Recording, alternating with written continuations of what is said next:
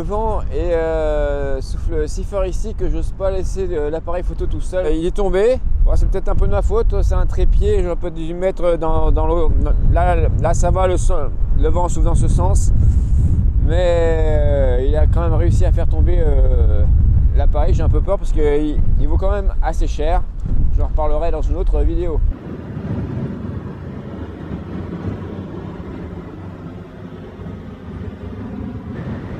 Donc voilà ce fameux rocher des Turcs. Je vais essayer de grimper si ça glisse pas trop. Je veux pas risquer inutilement. Je suis enfin arrivé à trouver un recoin où cacher la caméra pour la mettre à l'abri du vent. Donc vous avez le plaisir de me voir. Je prends tous les risques pour passer devant la caméra. Me voilà sur la plage juste en dessous du rocher des Turcs pour ce coucher de soleil.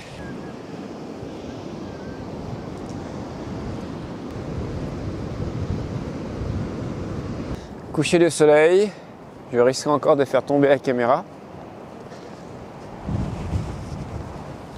Je préfère pas prendre de risque avec la grande caméra et le vent qui souffle, donc je sors avec la petite caméra qui reste dans la main.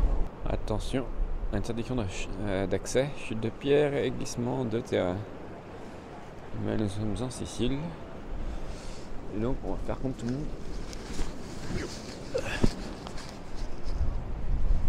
On va pas respecter les règles et on y va. On va prendre des risques, de risques et périls.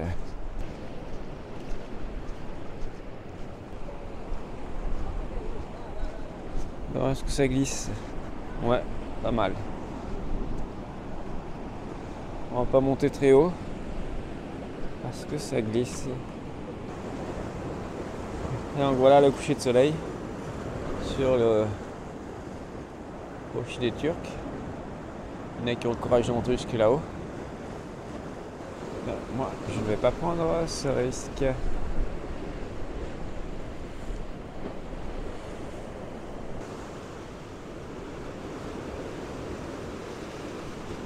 Je ne résiste pas à faire un dernier plan avec ce coucher de soleil derrière moi avant de rejoindre le fourgon. Je suis sur l'aire de camping-car, je voulais aller prendre une douche. Et puis sur cette aire, pour prendre des douches, c'est la même chose qu'à Palerme. Ils nous donnent des jetons ici, les jetons sont gratuits, sont compris dans le prix. Ce sont des jetons qu'on met dans la douche et permet de faire fonctionner la douche pendant, ici c'est 3 minutes, à Palerme c'était 5 minutes, j'en avais pris 2. Et impossible de mettre la main dessus. Donc je vais prendre la douche dans le fourgon et j'irai faire le plein d'eau après. Et je vais profiter de l'occasion pour vous montrer comment fonctionne la douche ici. Voici la partie arrière du fourgon avec le coin cuisine à gauche et les toilettes à droite. Si j'ouvre les toilettes, voilà ce que ça donne. Donc ça c'est les toilettes et le petit lavabo. Alors où est la douche? Eh bien c'est ce que j'aime dans ce fourgon. Elle est ici. Et je vais enlever ça. Ce passage, ce couloir va se transformer en douche.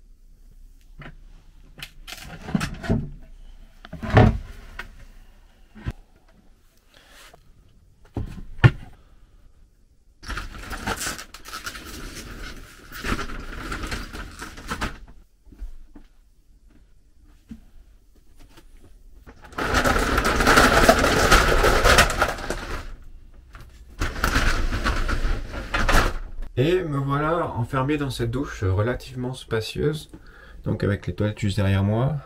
Les toilettes ne sont pas protégées. Par contre, les 2 portes que je viens de faire coulisser donc protègent la cuisine et le reste du fourgon. Je vais prendre ma douche maintenant, donc je ne vais pas vous montrer les détails, je pense que ça ne vous intéresserait pas. Et puis en plus la caméra n'est pas étanche, donc je ne vais pas l'abîmer, même si ça ferait monter l'audimat, mais bon.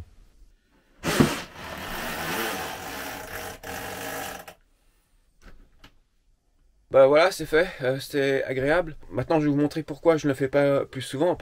Première raison, c'est que la pompe, je crois, a un débit moyen de 7 litres par minute. Si mon réservoir est plein, j'ai 100 litres plus mes 2 jerrycans de 20 litres chacun, ça fait 140 litres.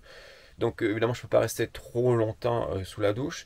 Sinon, j'ai l'eau chaude et tout, c'est très confortable. Et puis après, je vais vous montrer. Il faut enlever l'eau qui reste parce que ça crée beaucoup d'humidité. Mais heureusement, j'ai cette formidable invention. Un aspirateur, là c'est un Karcher. Je crois que ceux qui ont inventé ça, je m'en sers normalement pour enlever la condensation qu'il y a le matin sur le pare-brise. Mais je peux l'utiliser aussi pour enlever toute l'eau qui reste sur les parois de la douche.